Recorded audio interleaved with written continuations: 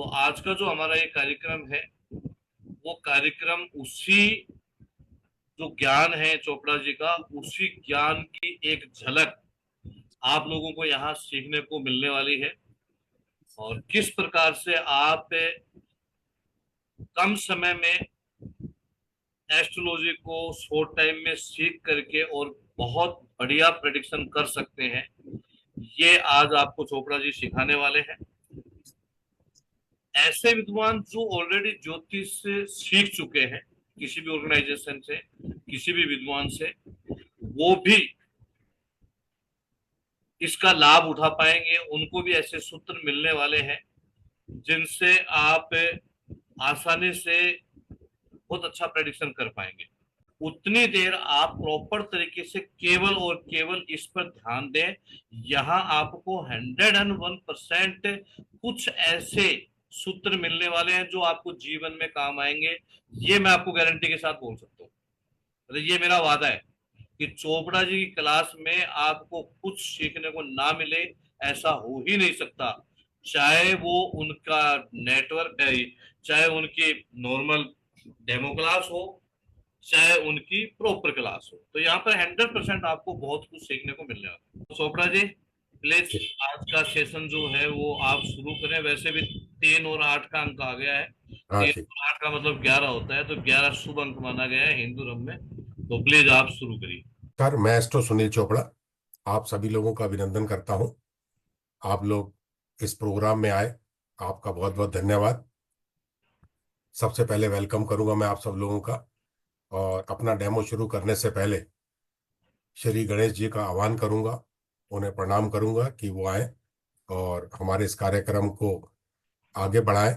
और चूंकि ये प्रथम पूज्य हैं, इनको पूजना बहुत आवश्यक होता है, तो इनको पूजते हुए हम अपने कार्यक्रम को आगे बढ़ाएंगे।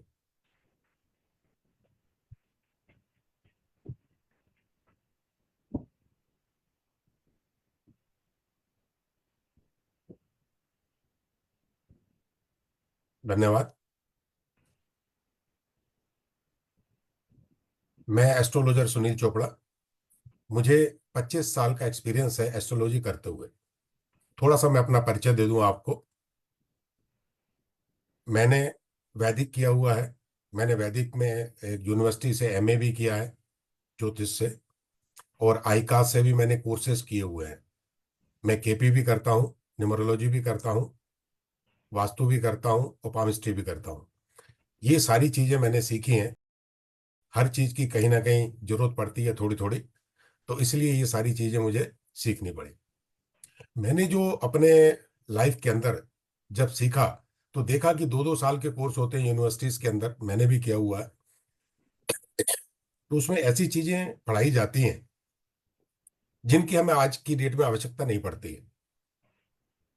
संपात काल पढ़ा देंगे, कुंडली कैसे बनाना है, जिसको कि 2 घंटे लगते हैं बनाने के अंदर, 3 महीने लगाएंगे उसमें। अब आजकल मोबाइल आ गए हैं, डेट ऑफ बर्थ टाइम डालो, कुंडली बनी बनाई मिलती है। तो ये समय हमारा बच गया। महादशा कैसे निकाली जाती हैं, उसके लिए फार्मूले हैं, सूत्र हैं, उसके लिए सिखाने में 1-1 महीना लगता है। मैंने सब सीखा, मैं निकाल भी सकता हूँ। लेकिन चूंकि अब मोबाइल आ गए हैं, सॉफ्टवेयर इतने आ गए हैं, हमें उसको निकालने की आवश्यकता नहीं है। तो मैंने जो है इन चीजों का देखा, जो कि प्रोडक्शन के अंदर भी लोगों को दिक्कत आती है। एमए करने के बाद भी लोग प्रोडक्शन नहीं कर पाते, क्योंकि उनको वो सूत्र नहीं मिलते हैं, नहीं पढ़ाए जाते हैं, जिससे कि वो प्रोडक्शन इमीडिएट कर सके। थ्योरी आती है उनको, सब कुछ आता है, ग्रह के बारे में पूछेंगे सब बताएंगे, ठीक है, भाव के बारे में पूछेंगे सब बता देंगे। किस वैज्ञानिक ने, किस महर्षि ने क्या लिखा, पाराशर ने क्या लिखा है, वीरामेर ने क्या लिखा, ये सब बता देंगे। लेकिन जब उनके सामने कुंडली आ जाएगी, तो उसको फलित करने में समस्या उनकी पैदा होती। अब मान लो फलित भी कर लिया, तो फलित करने के बाद में रेमेडीज, रेमेडीज में काफी कंफ्यूजन होता है, क्या रेमेडीज दी जाए जिससे कि इफेक्टेड हो, जल्दी रिजल्ट आए। तो ये सारी समस्याओं का जो मैंने देखा अक्सर आती थी, मेरे साथ भी आई, ऐसा नहीं कि मेरे साथ नहीं आई। जब मैंने ये चीजें सीखी है, तो उन समस्याओं के समाधान के लिए मैंने कुछ चीजें शॉर्ट में करी। ये पूरी एस्ट्रोलॉजी को एक शॉर्ट सब्जेक्ट बनाया। मैं अभी आपको बताऊंगा कैसे शॉर्ट बनाया मैंने, उसका सारांश मैं आपको आज बताने वाला हूँ, उसके फार्मूले भी बताने वाला हूँ। कुछ उसमें फार्मूले देखे और कई हजारों कुंडलियों के ऊपर मैंने उन फार्मूलों को अप्लाई करके भी देखा। उसके जो रिजल्ट आए उनको मैं लिखता चला गया, नोट करता चला गया। इस तरह से मैंने ये चीजें जो है कलेक्शन किया कि एक जातक को, जो नया बंदा है या सीखा हुआ भी है, तो उसको किन किन चीजों की आवश्यकताएं पड़ती हैं सीखने के लिए एस्ट्रोलॉजी, और किन किन चीजों को वो सीखे जो फालतू चीजों के समय ना खराब करे। तो उस तरह का मैंने एक कोर्स डेवलप किया, जो कि मेरा बहुत छोटा सा कोर्स है। मात्र 21 दिन का कोर्स मैंने बनाया, जिसके अंदर मैं आपको सारी चीजें बताता हूं। तो वही मैं आपको शॉर्ट में थोड़ी थोड़ी चीजें सारी बताने वाला हूं कि एस्ट्रोलॉजी का पूरा कोर्स शॉर्ट में अगर देखा जाए तो क्या है। आज मैं आपको डेमो में बताऊंगा, सूत्र भी बताऊंगा, जो मुझे फार्मूले मैंने बनाए हैं उन फार्मूलों से, और कुंडली को कैसे देखा जाए, उसके नियम क्या है देखने के। तो ये कुछ चीजों का मैंने संकलन किया और इकट्ठा किया, और मैंने बहुत सारे स्टूडेंट्स को पढ़ाया है, और उनको बड़ी जल्दी समझ में आ जाता है जो चीजें मैंने बताई हैं। देखिए, हमारा जो ये शुरू होता है, सबसे पहले मैं बिल्कुल एबीसीडी से ले रहा हूं। एबीसीडी से क्या ले रहा हूं? तीन चीजें होती हैं, एक भाव होता है, एक राशि होते हैं, एक ग्रह होता है, बस। 12 भाव हैं, 12 राशियां हैं, 9 ग्रह हैं। इसी के कॉम्बिनेशंस कैसे बनते हैं, कैसे सेटिंग होती है, इसी से हम सारा प्रोडिक्शन कर सकते हैं। अगर हमें 12 भाव की बहुत अच्छी नॉलेज है, राशियों की अच्छी नॉलेज है, और ग्रहों की अच्छी नॉलेज है, हम किसी को भी प्रोडिक्शन कर सकते हैं। अब वो कैसे, किस सिस्टम से करना चाहिए, वो मैं आपको आज बताने वाला हूं। देखिए, मेरा कोर्स तो है बेसिक टू एडवांस, जिसमें बेसिक से स्टार्ट करता हूं, जैसे ये बता रहा हूं मैं। भाव पढ़ाने से स्टार्ट करता हूं, राशियां बताता हूं, ग्रह बताता हूं, इनकी सारी जो कैरेक्टरिस्टिक्स हैं वो सारे बताता हूं। फिर कॉम्बिनेशंस आते हैं, युतियां आती हैं, वो सारी चीजें मैं आपको छोटी छोटी अभी बताने वाला हूं।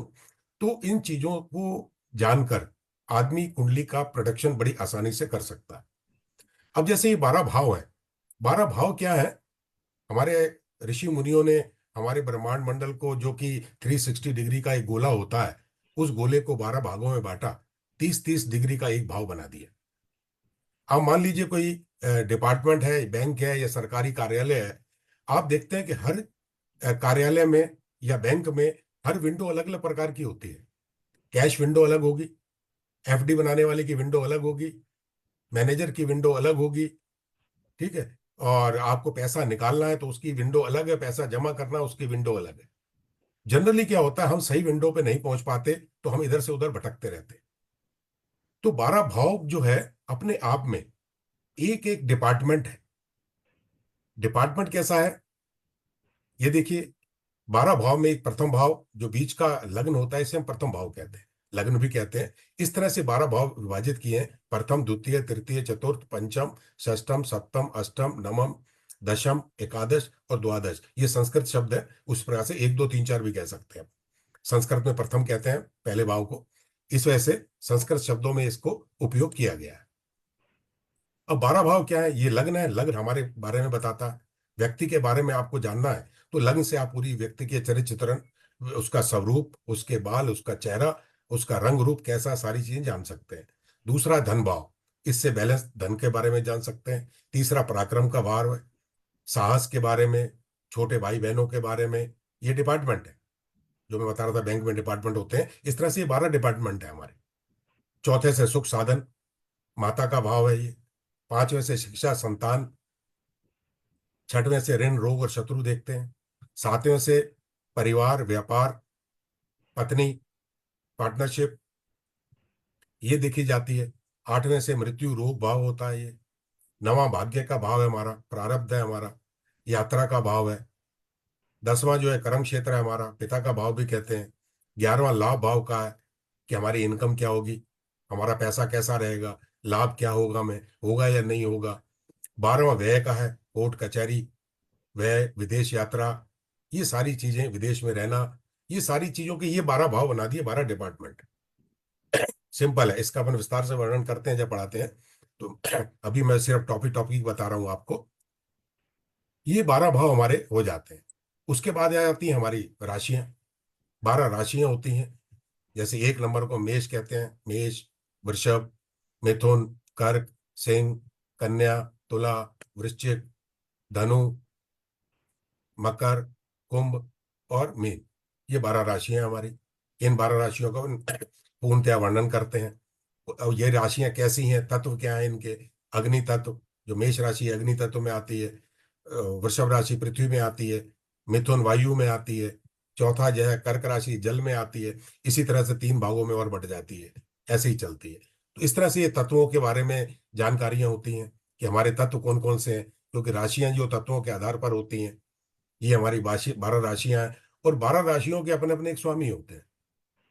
जैसे मेष का मंगल है, वृषभ का शुक्र है, मिथुन का बुध है, कर्क का चंद्रमा है, सिंह का सूर्य है, कन्या का बुध है, तुला का शुक्र है, वृश्चिक का मंगल है। अभी मैं तेज बोल रहा हूँ इसलिए कि आप लोग काफी जानते होंगे। अभी शॉर्ट में अपने 1 घंटे का ही काम है, तो मैं 1 घंटे में पूरी एस्ट्रोलॉजी बताने वाला हूँ।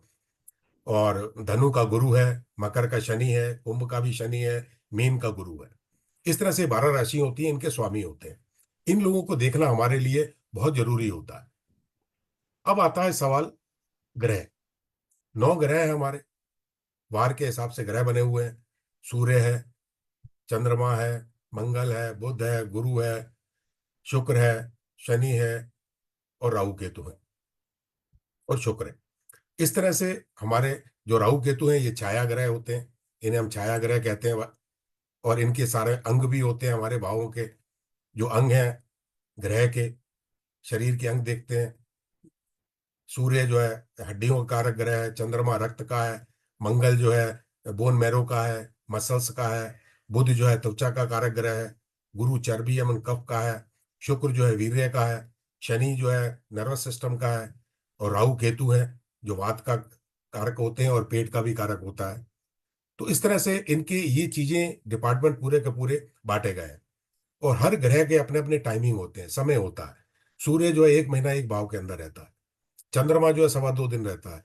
मंगल जो है 45 दिन रहता है। बुध जो है 21 से 30 दिन तक रहता है। और गुरु जो है 1 साल तक रहता है। शुक्र 1 महीना रहता है। शनि 2.5 साल रहता है। और राहु केतु 18-18 महीने रहते हैं। इस तरह से इनके पीरियड होते हैं। ये एक राशि के अंदर, एक भाव के अंदर इतने समय तक रहते हैं, उसके बाद अपना स्थान बदल देते हैं। तो ये हमें जानकारी होना चाहिए। फिर आते हैं हमारे ग्रहों के मित्र और शत्रु। जैसे सूर्य का चंद्र मंगल गुरु मित्र है और बुध सम है। और शत्रु जो है शनि और शुक्र है। इसी तरह से सारे ग्रहों के अपने मित्र भी होते हैं और शत्रु भी होते हैं। अब भावों से अगर वैसे देखा जाए तो क्या क्या देखा जाता है। चेहरा देखा जाता है पहले भाव से, दूसरे से वाणी, तीसरे से दायां हाथ, चौथे से छाती, पांचवें से पेट, छठे से आते, नाभि के नीचे का, गुप्तांग 7वें भाव से, हिप्स देखे जाते हैं 8वें भाव से, जांघें देखी जाती है 9वें भाव से, घुटने 10वें भाव से, पिंडलियां और बायां हाथ 11वें भाव से, और पैर जो है, एंकल जो है अपने, ये 12वें भाव से देख लेते हैं। इस तरह से ये 3 ग्रह हैं। और उसके बाद आते हैं हमारे नक्षत्रों का वर्णन। नक्षत्र जो है आपको लोगों को मालूम होगा, 27 नक्षत्र होते हैं। और 2.25 नक्षत्र के करीब एक भाव में रहता है। और हर नक्षत्र के 4 चरण होते हैं। जैसे अश्विनी पहला नक्षत्र है। ये मेष राशि में आता है। और अश्विनी जो है इसके 4 पद होते हैं। और इसका जो स्वामी है वो केतु होता है। ऐसे ही भरणी, इसके भी 4 होते हैं चरण। इसका जो स्वामी है वो शुक्र है। कृतिका का एक आएगा, क्योंकि एक भाव के अंदर 9 चरण होते हैं। अगर 9 चरण होंगे तो 9 चरणों चरण जो है 30 डिग्री का ग्रह जो है 30 डिग्री तक ट्रांसफर करेगा इन नक्षत्रों के ऊपर से। तो 3.20 का जो है एक चरण होता है। इस तरह से इनके डिवाइड किए हुए हैं सारे के सारे। हर भाव के ये जो नक्षत्र हैं ये फिक्स है। मेष राशि में अश्विनी भरणी कृतिका का एक आएगा। वृषभ में कृतिका रोहिणी मृगशिरा का आएगा। इसी प्रकार से पूरे 27 नक्षत्र हैं और इनके स्वामी है। इतनी चीजों से हम कुंडली का प्रोडक्शन करते हैं। इतनी चीज हमें जानकारी चाहिए। अगर ये हमें विस्तार पूर्वक इसके बारे में जानकारी है तो हम कुंडली का प्रोटेक्शन कर देते हैं। उसके बाद आती है महादशा। विषुवंतरी महादशा आप जो लोगों को मालूम है, जैसे कि विषुवंतरी महादशा हम लोग देखते हैं। जब जिस ग्रह की महादशा होती है वो ग्रह हमारी कुंडली के अंदर इफेक्टिव होता है। अब अंतर्दशा भी आती है, परतंत्र दशा भी आती है, सूक्ष्म दशा, प्राण दशा, ये सारी दशाएं होती हैं। महादशा सबसे लंबियां होती हैं, जो कि मैं आपको बता रहा हूँ। सूर्य की 6 वर्ष की होती है, चंद्रमा की 10 वर्ष की होती है, मंगल की 7 वर्ष की होती है, राहु 18 वर्ष, गुरु 16 वर्ष, शनि 19 वर्ष, और बुध जो है 17 वर्ष का होता है, केतु 7 वर्ष का, और शुक्र 20 वर्ष का। इस तरह से इनकी महादशाएं होती हैं। अब कुंडली के अंदर हमेशा पूरी जिंदगी के अंदर हर ग्रह एक्टिवेट नहीं होता। मान लो बच्चा पैदा हुआ और उसका कोई ग्रह खराब है, तो जरूरी नहीं है कि वो ग्रह उसी दिन से उसको खराबी देना शुरू करेगा। जब उनकी महादशा, अंतरदशा, प्रत्यंतर दशा आएंगी, तभी वो ग्रह इफेक्ट करेगा और तभी वो उसके रिजल्ट आएंगे। और अगर महादशा अंतरदशा नहीं है, उस समय उसके इफेक्ट नहीं आएंगे। अगर कोई शुभ ग्रह की महादशा चल रही है, तो उसको शुभ ग्रह मिलेंगे, शुभ फल मिलेंगे। और अगर किसी खराब ग्रह की महादशा चल रही है, उस समय उसको दिक्कतें आएंगी। इस तरह से हम देखते हैं कि किस चीज की महादशा चल रही है, और महादशा के अनुसार ही हम उस चीज का वर्णन करते हैं। अब जैसे जातक शुरू होता है महादशा का, अगर देखा जाए तो महादशा का वैसे फार्मूले भी बने हुए हैं, और उस फार्मूले से महादशाएं चलती हैं हमें नहीं पता है। तो जब बच्चा पैदा होता है, चंद्रमा जिस नक्षत्र में होता है, उस नक्षत्र के स्वामी की महादशा शुरू होती है।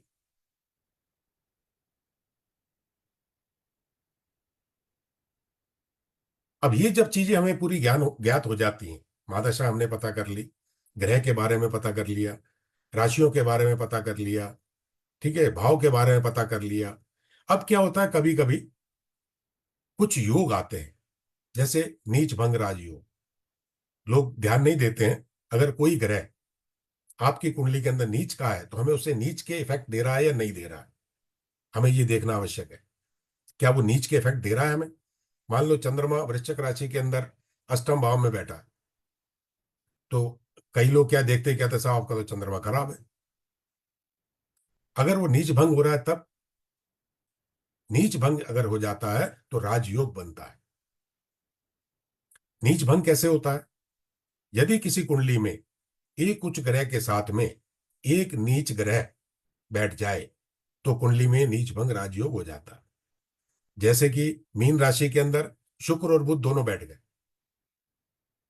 ठीक है, जहां बुध क्या है, नीच का है, शुक्र उच्च का है, तो बुध का भी जो नीच है वो नीच भंग हो जाएगा। बुध भी वहां अच्छे रिजल्ट देगा, खराब रिजल्ट नहीं देगा। इसे कहते हैं नीच भंग राजयोग। उसी प्रकार दूसरा नियम है, यदि किसी कुंडली में कोई ग्रह अपनी नीच राशि में बैठा हो, और उस राशि का जो स्वामी है लग्न से या चंद्रमा से केंद्र स्थान में हो, तो नीच भंग हो जाता। चंद्रमा से केंद्र स्थान क्या होते हैं, 1 4 7 10, ये केंद्र भाव है। चंद्रमा से अगर 1 4 7 10 में बैठ गया है, तो उसका नीच भंग हो जाएगा। जैसे उदाहरण के तौर पे बृहस्पति की नीच राशि मकर है, और मकर का स्वामी जो है शनि है, और यदि चंद्रमा से केंद्र स्थान में शनि बैठ जाए, तो नीच भंग राजयोग हो जाएगा। एग्जाम्पल के लिए आप देख सकते हैं, ये गुरु बैठा है 10वें भाव में मकर राशि में, और शनि बैठा है चंद्रमा से चौथा, 1 2 3 4, यहां पर गुरु का नीच भंग हो गया। हम इसे गुरु को नीच नहीं कहेंगे। इस तरह से नीच भंग हो जाते हैं। और भी नियम है, यदि किसी कुंडली में नीच ग्रह के स्वामी की दृष्टि भी किसी नीच ग्रह पर पड़ जाए, तो भी नीच भंग हो जाता है। एक एग्जांपल दे देता हूं आपको, ये देखिए, चंद्रमा अष्टम भाव में वृश्चिक राशि का बैठा हुआ है। जनरल देखने में लगेगा चंद्रमा बहुत खराब है, लेकिन खराब नहीं है, क्योंकि वृश्चिक राशि का स्वामी मंगल दूसरे भाव में बैठकर चंद्रमा को देख रहा है। या नीच भंग हो गया। ये अच्छे रिजल्ट देगा, ये खराब रिजल्ट नहीं देगा। यहां हम कभी कभी कुछ गलतियां कर जाते हैं, किन्हीं चीजों पर ध्यान ना देते हुए। अगर हम चीजों पे ध्यान नहीं देंगे, तो ये प्रॉब्लम हमको हो जाती है। अब ये देखिए, जो एग्जाम्पल बता रहा था मैं, इस कुंडली में शुक्र और बुध मीन राशि में, यहाँ बुध अच्छा हो गया, नीच नहीं है, अच्छे फल देगा। तो इस तरह से हमें इन चीजों का ज्ञान होना चाहिए और इन चीजों को हमें देखते रहना चाहिए। इसी प्रकार से एक और योग होता है, विपरीत राजयोग।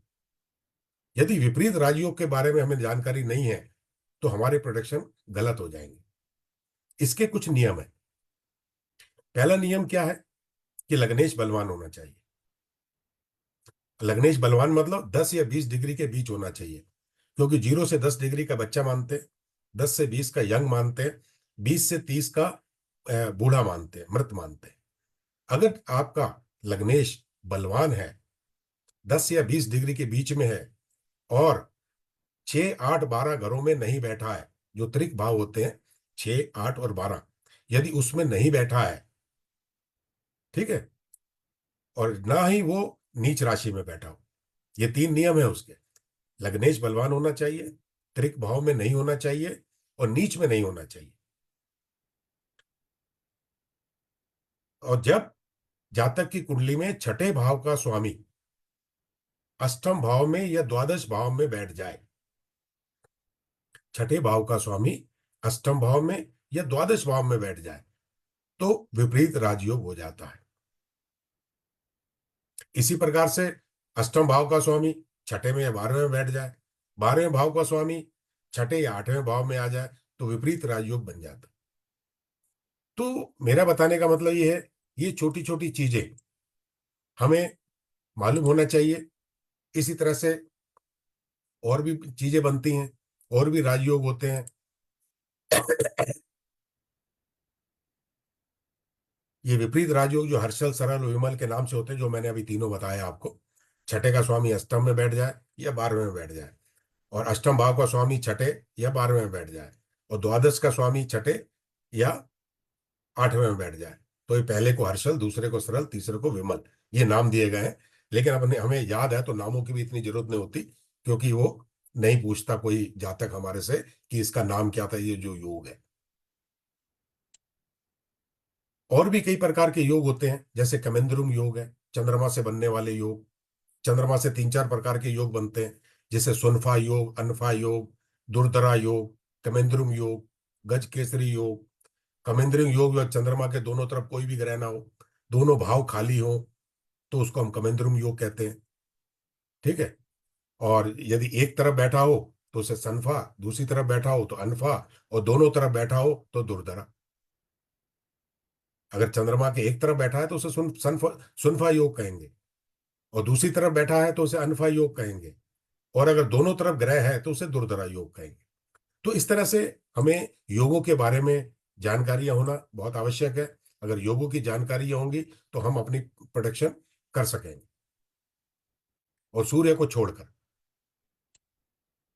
ऐसे सूर्य से योग बनते हैं, वैसी योग बनता है, वासी योग बनता है, उभयचारी योग बनता है।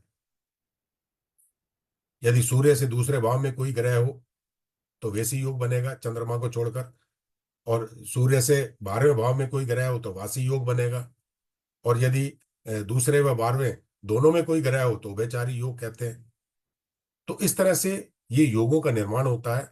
ये, और अगर शुभ ग्रह हैं तो शुभ प्रभाव देंगे, और अशुभ ग्रह बैठे हैं तो अशुभ प्रभाव देंगे। इनसे क्या होता है, पूरा का पूरा प्रोडक्शन हमारा बदल जाता है। इस प्रकार के और भी योग होते हैं। नवलक्ष्मी योग है, जो नवलक्ष्मी योग है, इस तरह से देखिए आप, ये नवलक्ष्मी योग बनता है।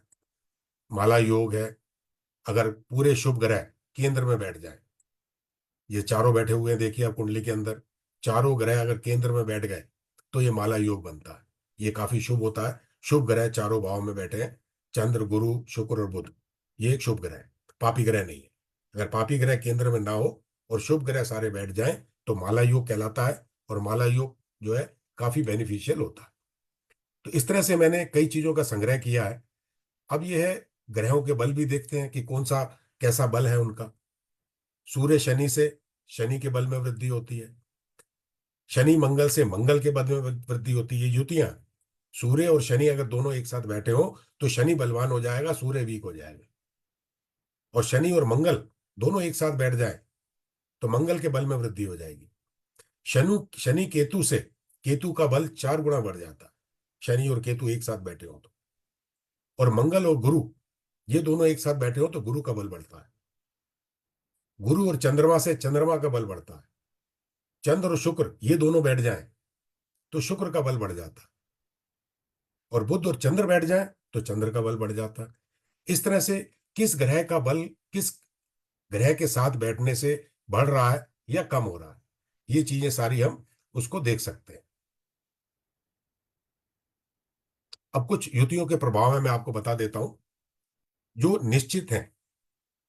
अगर ये युति आपको कुंडली के अंदर दिख जाती है तो आंख बंद करके आप वो चीज बता सकते हैं। शनि चंद्र ये दोनों आपकी किसी की भी जातक की कुंडली में बैठे हैं एक साथ, तो विष योग होता है। इनमें बर्बादी का कारण उनकी माता होती है, इसे विष योग कहते हैं। और इस विष योग का उपाय भी बता देता हूं क्या है। अगर विष योग बन गया है तो थोड़े से चावल लें, चावल को दूध में भिगो दें, एक रात रखे रहने दें, एक कटोरी में चावल डाल दें, दूध डाल दें, और शुक्रवार की शाम को रख दें। शनिवार को सुबह उन चावलों को निकाल लें और कौओं को डाल दें। कौआ शनि होता है, चावल चंद्रमा होते हैं, तो ये आपका विष योग खत्म हो जाएगा। ये इसका उपाय है।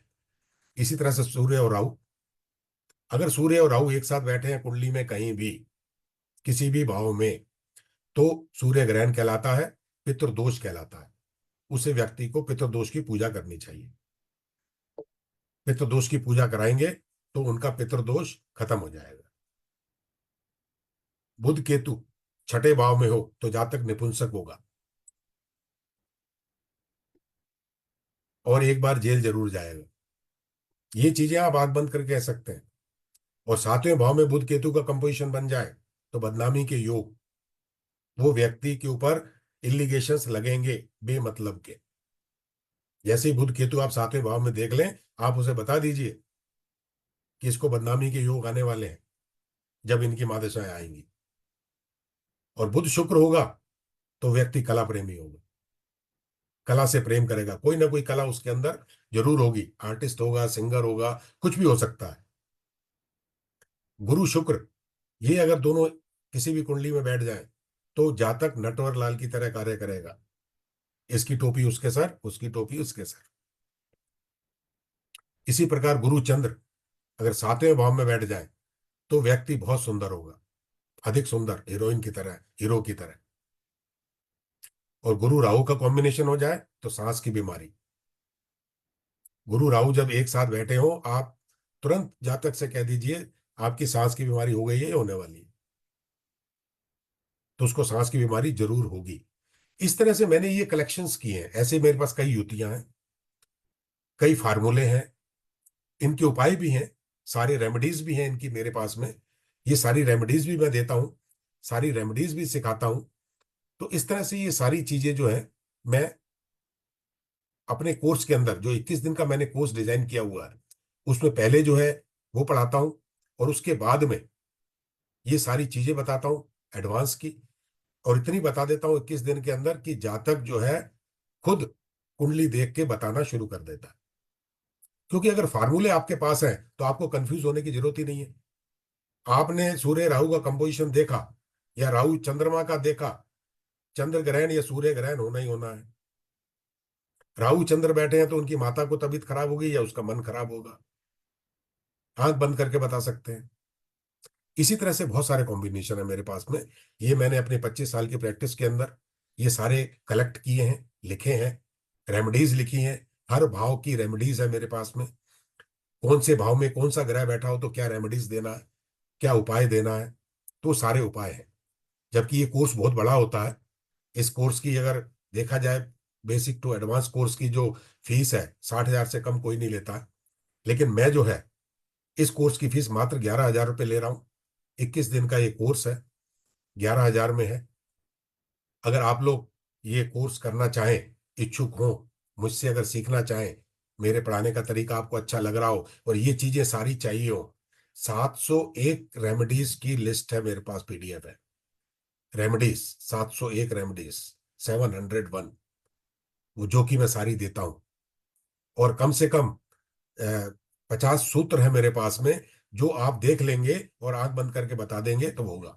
जैसे एक आपको मैं तलाक का बता देता हूं। सप्तम भाव में मंगल, राहु और शनि, ये तीनों ग्रह बैठे हों या इनकी सप्तम भाव पे दृष्टियां आ रही हो, तो उस जातक का तलाक 100% होगा, कोई नहीं रोक सकता।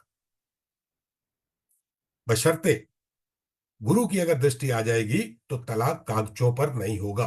पति पत्नी जरूर सेपरेट रहेंगे, लड़ेंगे झगड़ेंगे, सब होगा, लेकिन कागजों पर अदालत में तलाक नहीं हो पाएगा अगर गुरु की दृष्टि आ गई। और अगर मंगल राहु शनि सप्तम भाव में बैठ गए, या दृष्टियां आ गई, या अकेला मंगल बैठा है राहु शनि की आ गई, या मंगल शनि बैठे हैं और राहु की आ गई, तो तलाक होना ही होना है। आंख बंद कर कह दीजिए कि आपका वैवाहिक जीवन खराब है, आपका तलाक हो गया है या होने वाला है। पूछ लीजिए आप उससे, बिल्कुल वो कहेगा बिल्कुल हाँ। ये मेरी सब आजमाई हुई चीजें हैं जो मैं आपको दे रहा हूं, और मेरी 25 साल का ये प्रैक्टिस का किया हुआ है, ये मेरा कोर्स है। मैं आपको बता दूं, मैं और भी कोर्सेज कराता हूँ, बेसिक टू एडवांस मेरा 21 दिन का कोर्स है। और प्रोडक्शन भी देता हूँ, खाली प्रोडक्शन का भी मेरा कोर्स है जो कि 5 डेज का होता है, सिर्फ फलित फलित सिखाना।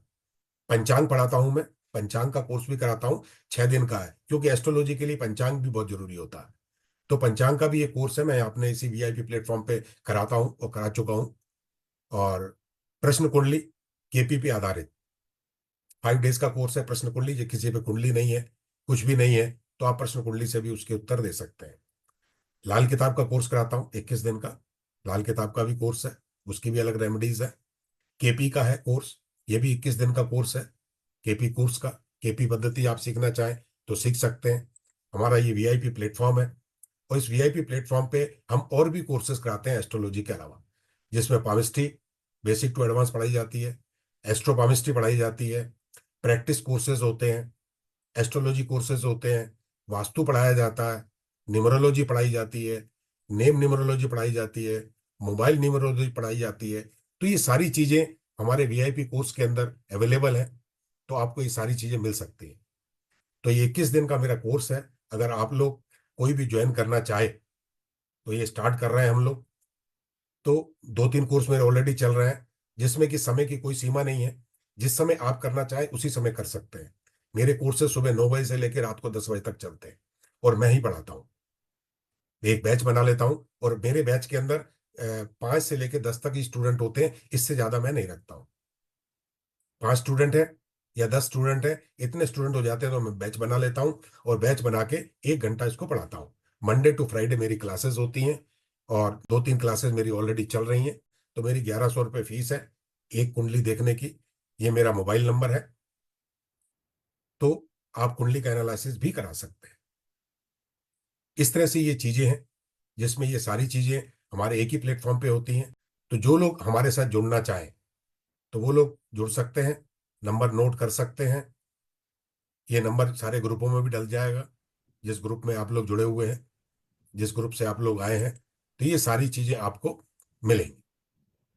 तो जो भी लोग इंटरेस्टेड हो, तो वो व्यक्ति जो है हमारे साथ जुड़ सकता है, हमारे नंबरों पे कॉल कर सकता है। अगर आपको कुछ समझना हो, कोई चीज नहीं समझ में आई हो, तो वो आप कॉल करके भी मुझसे बात करके आप समझ सकते हैं, और अपना टाइम निश्चित कर सकते हैं। जब आपको सीखना है उसी समय मैं सिखाता हूँ, जब आपके पास समय आपके अनुसार।